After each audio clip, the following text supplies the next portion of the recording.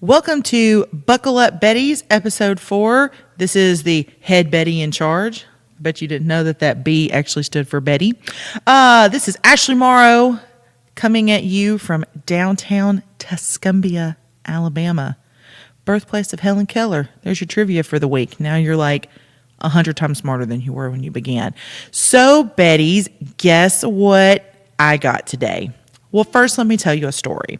So probably like a week ago, my business partners, one of whom is my fiance, come up to my shop where I'm at, and they're on scooters. And they're like, look, we got scooters to be able to go around downtown. I'm like, that's awesome. Where's mine? They said, we got 2 scooters, one for the shop and one for the insurance agency. I said, y'all bunch of damn liars. You bought 2 scooters, one for you and one for you. You didn't buy one for me. Y'all bought scooters for you, and I want to know where my scooter is. They said, well, you can use the scooter anytime you want to. I said, except I have to walk to get the scooter when the whole point was for me to have a scooter to scoot on over.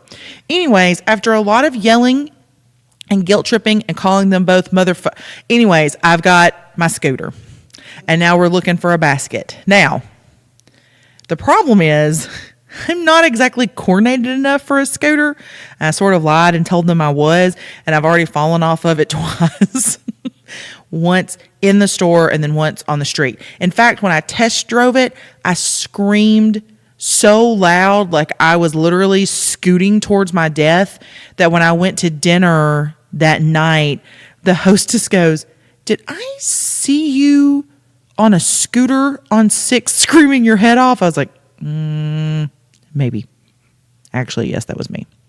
Anyways, it's super fun, and hopefully I will not end up in the hospital. Although I think my partners have an over-under on how long it'll take for me to actually bust my head open, but they're lying and telling me they don't. But I don't think that's true. I think they actually have something cooked up. I can now actually scoot with just one foot on the pad and the other leg sort of in the air, and I have found that it's actually easier to scoot with both feet not on the foot pad.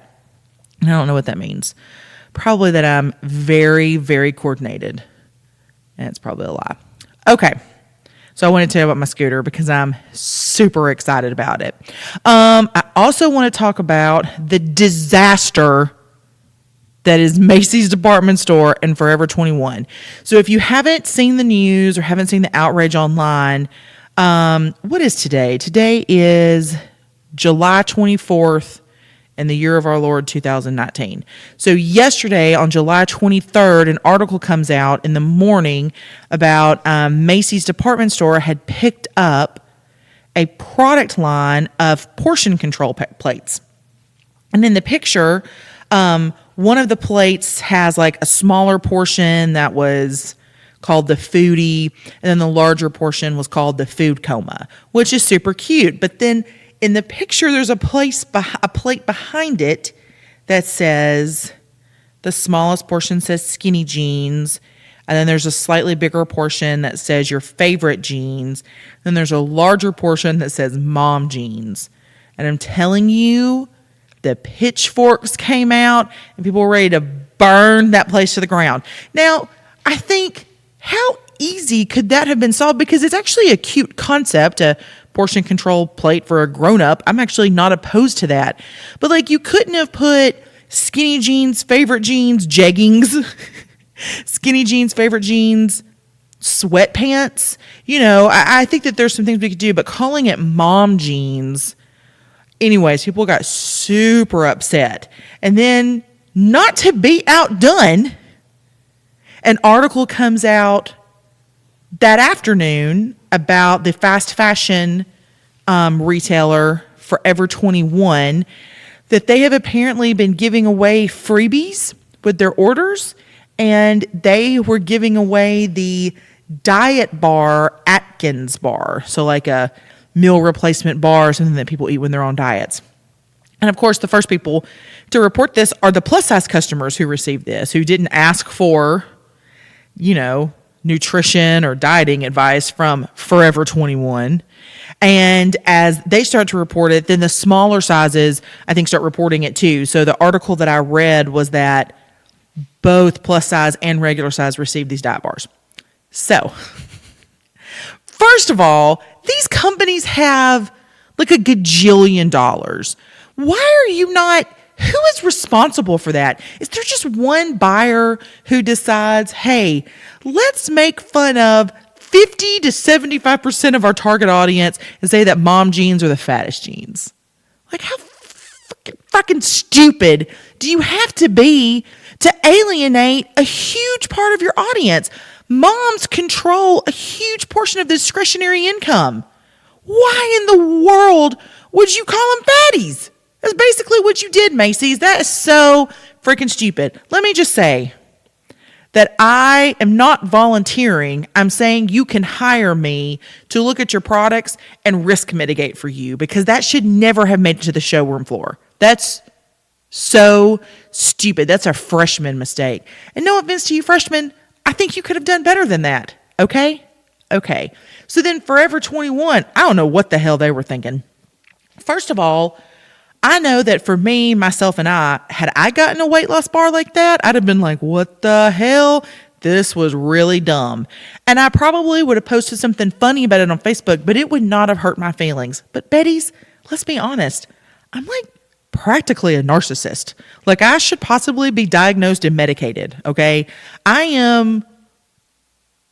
I would say that I'm probably overly confident. I probably don't have enough going for me to back up this confidence I have, thus the personality disorder that I'm probably going to be diagnosed with any day now.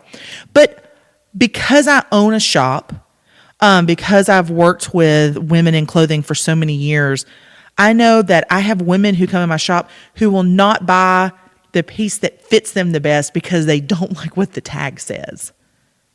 I have people who will buy a piece they don't even love just because they can fit into the small, and they're not typically a size small. So when we think about sort of like this new word that we have, talking about people who get upset, that people are triggered, you know, it's so easy to trigger a woman talking about her weight or talking about her size. So could you imagine if you are like a young girl? Like, we have a friend who has a daughter who is beautiful, beautiful girl. And she's 12 years old, and she is already upside down because she weighs 105 pounds. And she thinks that's too big. And this girl comes from a loving and supportive home. She has always been told that she is beautiful and worthy. Well, what about the girls who don't have that? And so the implications are farther than that. It's not enough to say, oh, you guys are getting upset over nothing. Well, that's easy to say when you're balanced and healthy and have a strong support system and have a good fuck you attitude. Like, all of those things are super easy to say when you're grounded or a narcissist like myself. So it's not enough. We have to ask these companies to do more than that. Nobody's saying not to give out freebies. It's to use your damn brain. Come on, Forever 21. What were you thinking? There is nothing about your brand that works with Atkins. There is nothing about your brand. There is nothing about what you should be talking to these young girls who are your target demographic. And these women, you are not, what in the world? I would love to know who at Forever 21, was it a single person? Is there like a product placement person at Forever 21? Like a strategic partnership development? Is this a team? If you're telling me that a team of grown-ups sat in a room and said, we ought to let the Atkins bar people put diet bars in our packages to plus size and young girls, I will show you a group of people who are about damn dumb. That's about the damn dumbest thing I've ever heard. Why in the world? It makes no sense. And I could literally rant about this for hours. I actually thought about inviting some of my girlfriends on here to rant about it, but then I don't really know how to actually edit any of this, and it probably would have gone on for 4 hours. I'm serious.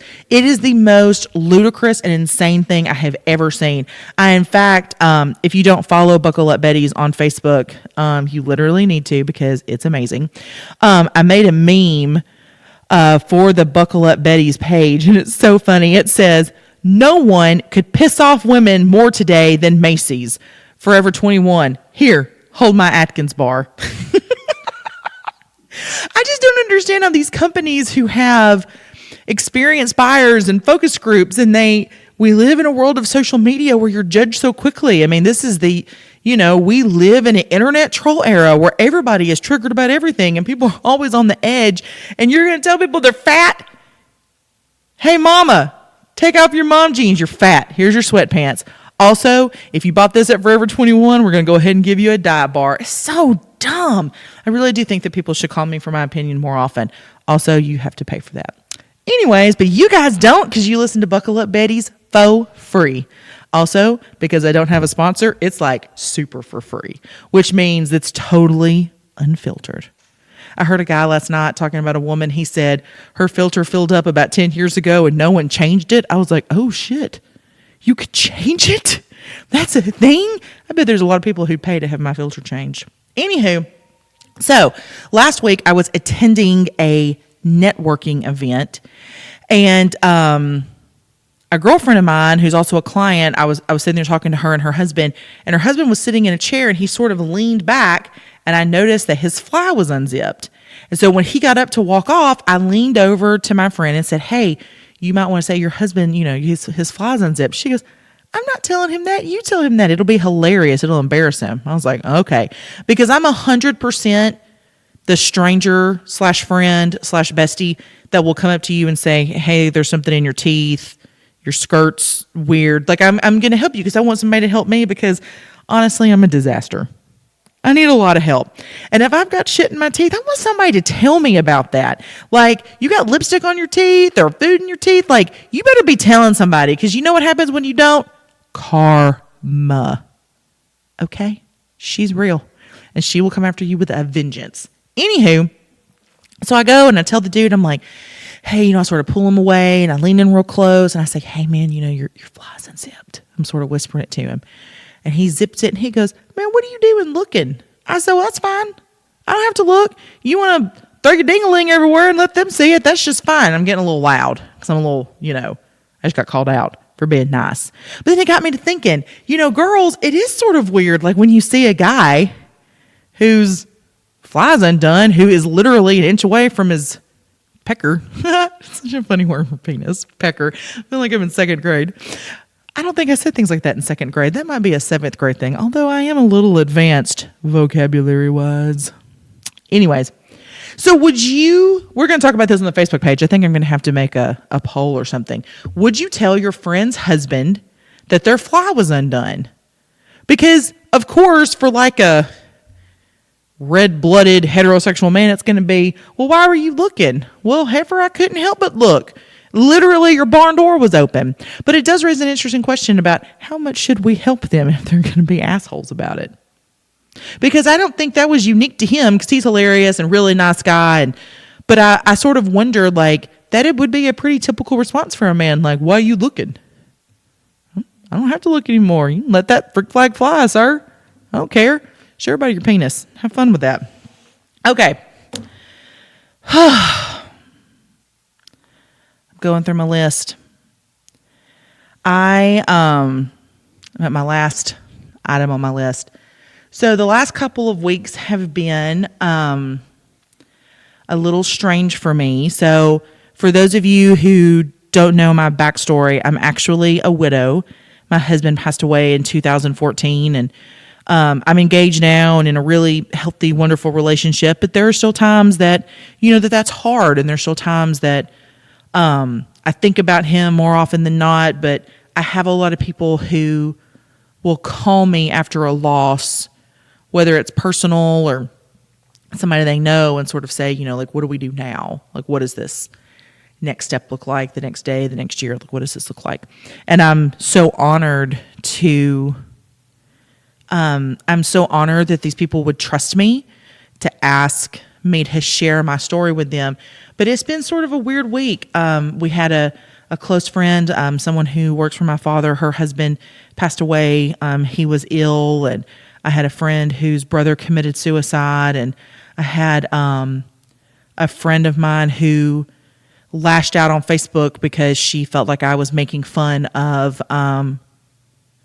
she thought I was making fun of women who wore bibs in public, and because her mother wore bibs the last couple of years of her life. And I didn't really take that as that she was angry with me. I just feel like she misses her mom. And so I think about, you hear sort of that trite saying that you should be nice to everybody because you never know what people are going through. But I had my friend that just recently lost her husband. She had posted on Facebook, maybe less than a week after the funeral, that she did not like her new normal.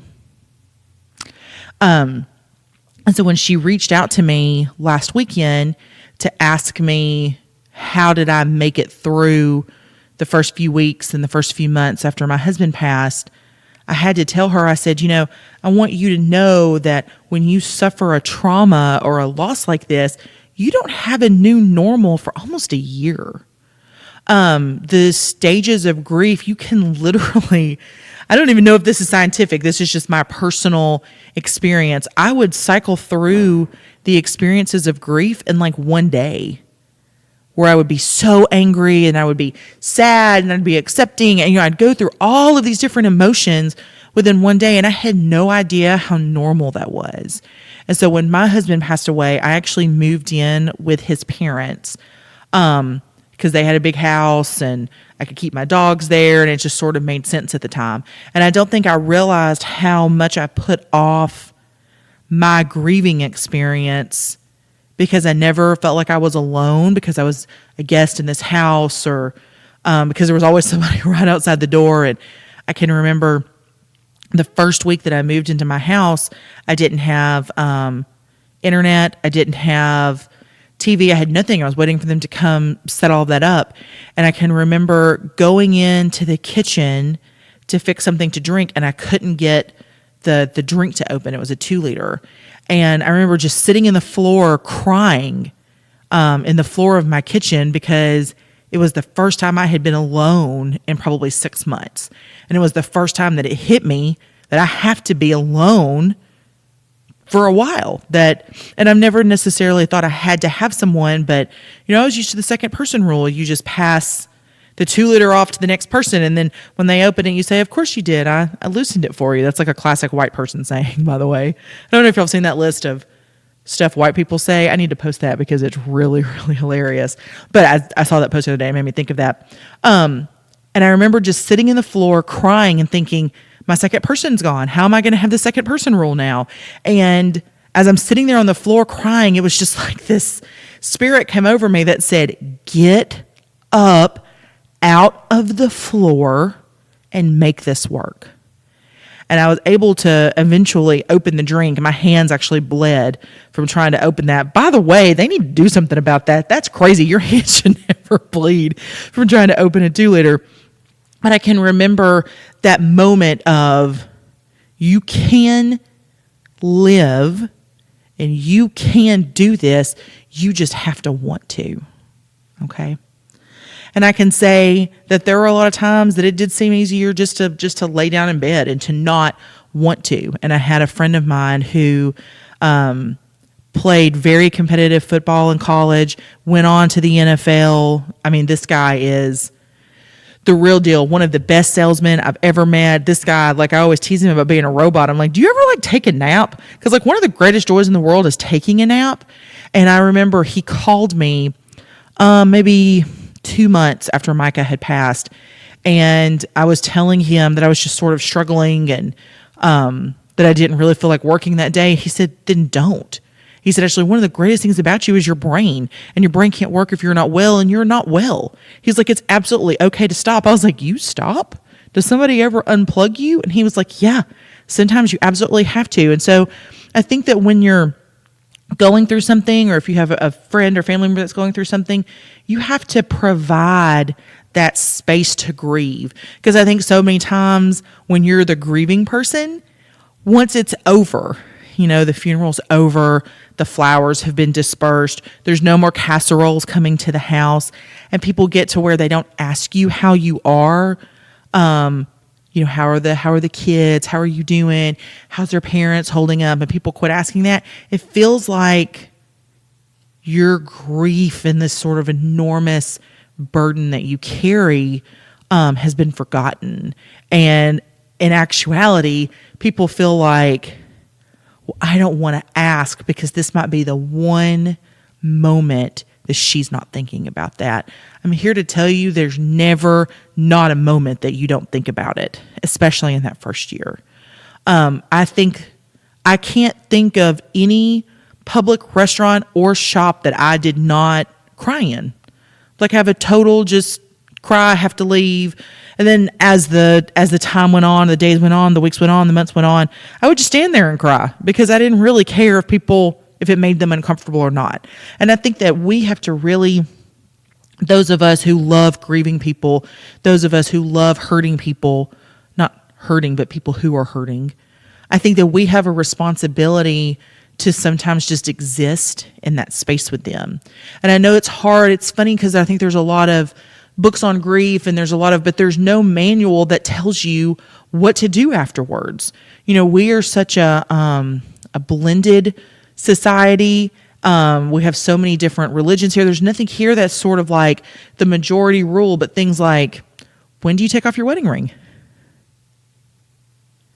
When is it okay to start dating it? You know, there's all these sort of like questions that nobody can answer other than whenever you feel like it. And so I think that those of us who love people who are hurting, those of us who love people who are grieving, those of us who are grieving, those of us who are hurting, I think we have to allow ourselves some space to do that.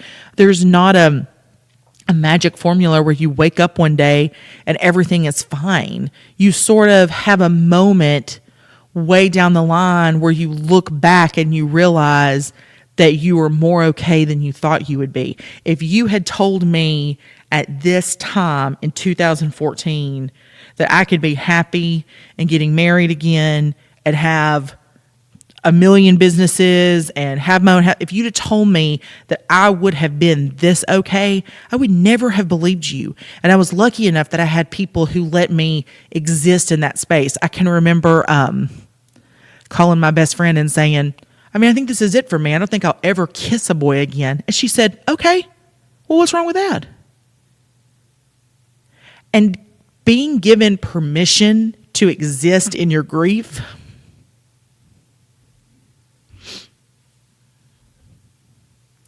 I just think there's a lot of power in the grace that we can give people to sort of exist that way.